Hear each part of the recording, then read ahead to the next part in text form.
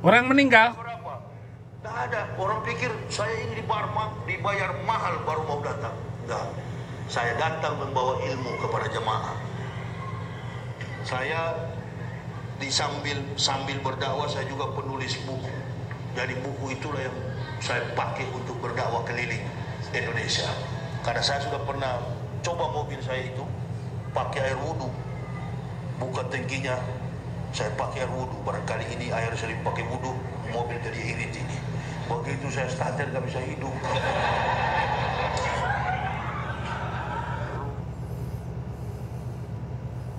Ya walone, ya walne. Ini mu'alaf botol.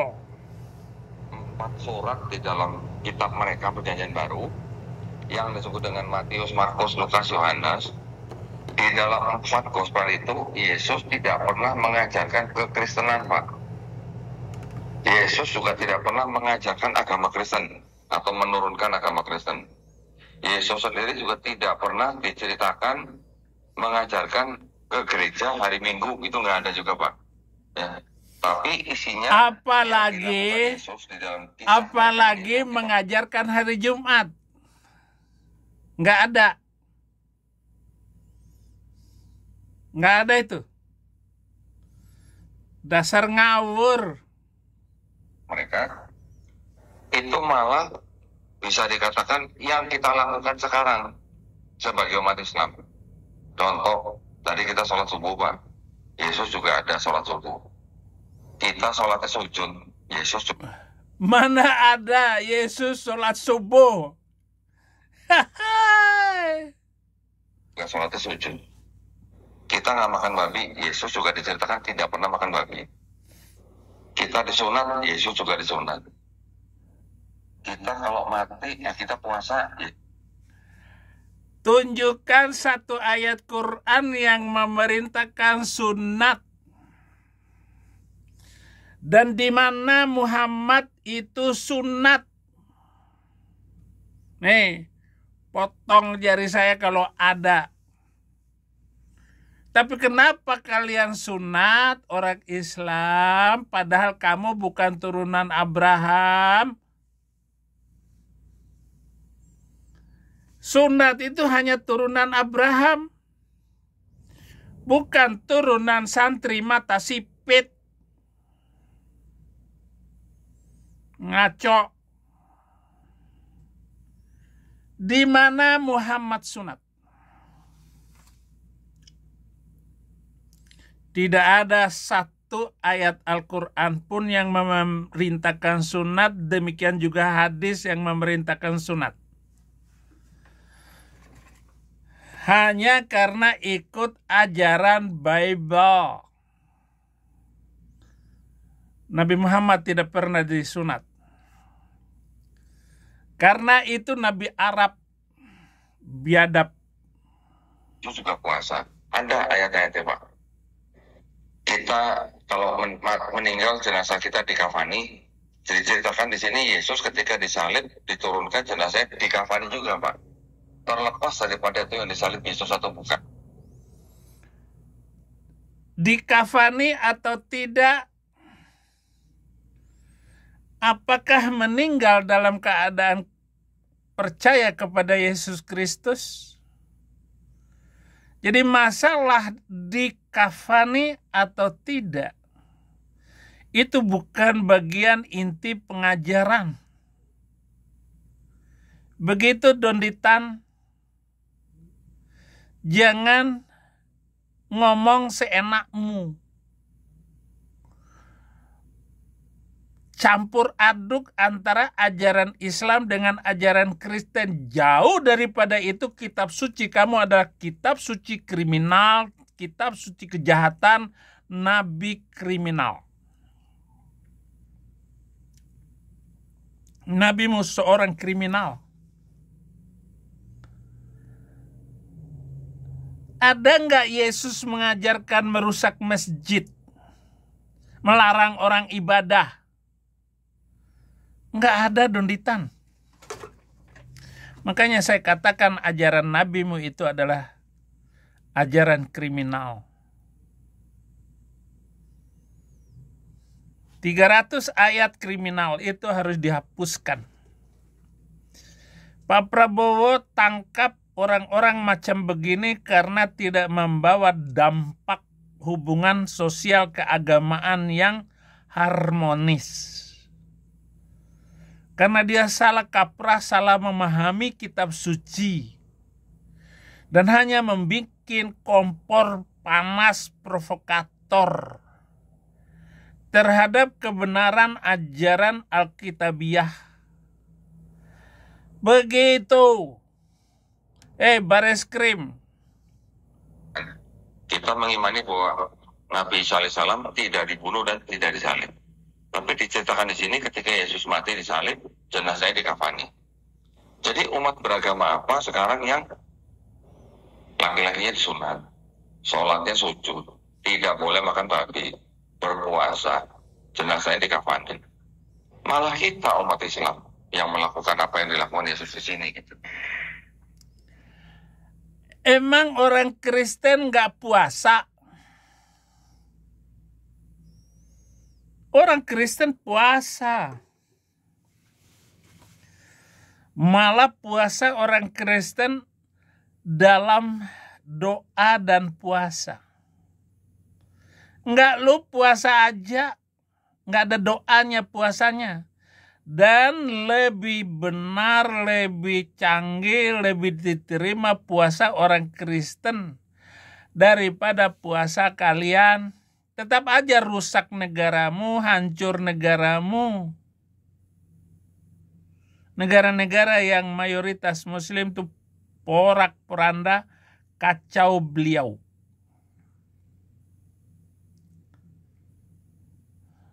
Doa dan puasa dalam Kristen itu akan menyebarkan Injil dari Sabang sampai Merauke, dari timur sampai ke barat, dari utara sampai ke selatan.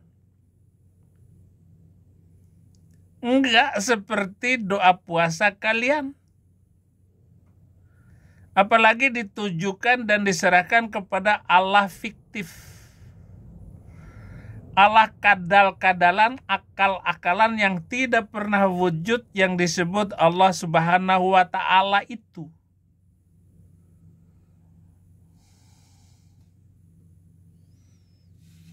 Jadi satu, masalah kafan mengkafanin bukan bagian penting dari ajaran. Yang kedua, nabimu tidak disunat. Kalau nabimu pernah disunat, tunjukkan dalil dan di mana perintah di dalam Al-Quran untuk bersinat. Tidak ada satu ayat pun demikian Muhammad tidak pernah disunat. Sekali-sekalinya ngaku sunat dalam perut. Mana ada orang disunat dalam perut? Terus ujung kulupnya di mana naruhnya?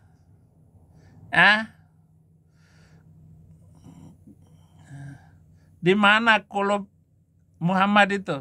Jadi itu mungkin bisa dipakai sebagai pemancing gitu Pak. Ada nggak sih di Bible Yesus makan babi gitu? Nggak ada. Semua ini di perjanjian baru nih, ya. Tidak ada cerita Yesus makan babi Pak. Yesus disunat. Orang Kristen ada yang disunat tapi kebanyakan tidak disunat. Yang menyebabkan seperti itu kenapa gitu? Yesus puasa, tapi orang Kristen ada yang puasa, tapi kebanyakan tidak puasa. Yang menyebabkan itu apa Pak? Nah, itu yang menyebabkan itu adalah kebobrokan ajaran agama Islam lah Yesus mengatakan yang menjadi kerusakan sampai hari ini. Mau menyangka aku datang untuk Sampai hari ini Islam menjadi momok yang mengerikan di negara manapun. Nggak usah ribut masalah agamamu. Agama bobrok yang menjadi ancaman kedamaian sosial di Indonesia. Islam perusak semuanya itu. Jangan ajarkan lagi agama Islam itu. karena buang-buang waktu. 5 kali sehari jengkang-jengking, sementara mereka melakukan ibadahnya 5 kali itu, mereka tidak mengerti bacaannya. Ini yang penting yang harus saya sampaikan. Meniadakan hukum Taurat. Aku datang bukan untuk meniadakan hukum Taurat, tapi untuk menggenapi Matius 5 ayat 17. Tetapi ada ajaran setelah 4 surat itu, Pak. Ada surat-surat yang disebut dengan surat-surat Paulus. Nah, kita harus bisa meyakinkan kepada teman Bapak bahwa mereka itu bukan mengikuti Yesus, tapi mengikuti Paulus, Pak. Karena ajaran Paulus, walaupun kami mengikuti ajaran Paulus, tapi ketertiban hidup seorang Kristen lebih baik dari seluruh Muslim Indonesia. Tidak ada kekristenan itu yang membuat Indonesia rusak, selain daripada agama yang menjadi bagian teror dari masyarakat Indonesia. Nggak ada. Oke, katakanlah tidak mengikuti Yesus Kristus, tetapi hanya mengikuti Paulus. Tidak ada Paulus mengajarkan poligami. Tidak ada Paulus mengajarkan untuk kawin sama bocah kecil. Tidak ada ajaran Paulus ngawinin menantu. Tidak ada ajaran Paulus nunggang kuda-kudaan dengan budak. Nggak ada. Tidak ada ajaran Paulus menghina wanita seperti yang dilakukan oleh nabimu.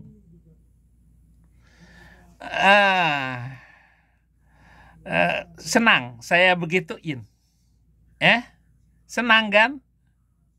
Kamu masih enteng memberikan perbandingan Islam Kristen daripada perbandingan yang saya sebut memalukan, sampai kamu tidak berani buka muka nanti. Ada sebaik-baiknya ajaran yang diberikan oleh Paulus lebih baik daripada ajaran Nabi abad ke-7 dalam hal moral. Moral nabimu malu, moral nggak bermoral.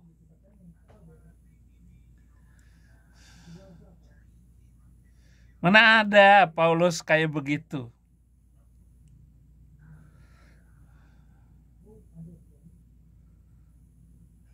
Nggak ada semacam itu. Nggak ada merampas harta kekayaan. Maka turunlah surat ke-59 Al-Hasyr. Surat pengusiran di mana orang-orang Yahudi dan orang Kristen diusir dari kampung halamannya yang dilakukan oleh Nabi setelah dia membantai 5.000 orang Yahudi dan Kristen Najran. Ada nggak Paulus mengajarkan begitu? Mengambil istri kepala suku yang sedang bulan madu, lalu merampas harta kekayaan yang disimpan dalam kanzun, dan bikin ngek suaminya, istrinya diambil, anak-anaknya diperbudak. Ada nggak yang dilakukan oleh Paulus seperti itu, Donditan?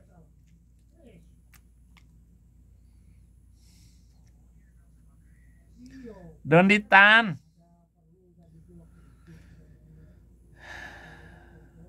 hentikan pengajaran Islammu, dakwah kamu itu. Kenapa kamu nggak membahas kitab sucimu, belajar Al-Quranmu? Sudah bisa ngaji atau belum? Kenapa kau di atas mimbar Islam, di masjid, kamu ngomong seperti itu? Dan omongan kamu itu mempermalukan nabimu sendiri dan seluruh sejarah Islam. Tidak ada perebutan kekuasaan yang dilakukan oleh Paulus. Apalagi di zaman-zaman awal seperti itu. Seperti yang dilakukan oleh Abu Bakar. Abu Bakar ngek. Padahal surat wasiat itu ditujukan kepada Ali bin Abi Thalib. Bahwa yang menggantikan Nabi itu adalah menantunya sendiri. Tetapi kenapa dirampas oleh Abu Bakar As-Siddiq? Dan setelah itu, setelah ngek racun 2,5 tahun kemudian oleh Umar bin Khattab. Dia memimpin, kemudian Umar bin Khattab dihabisin. Lalu diganti oleh Utsman. Utsman habisin, ngek menantu Nabi. Diganti oleh Ali bin Abi Thalib, ngek.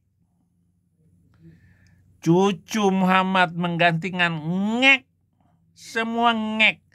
Dan tidak ada pernah Paulus ribut. Paling mulut doang. Tidak ada ribut. Pukul-pukulan di gereja. Ya, ada pun gereja-gereja sekarang pukul-pukulan. Biarin aja. Tapi kita melihat bahwa Paulus kamu pakai untuk menghina kekristenan. Saya balas sakitnya di sini, di dalam hatiku. Ada sakit, saya balas sekarang.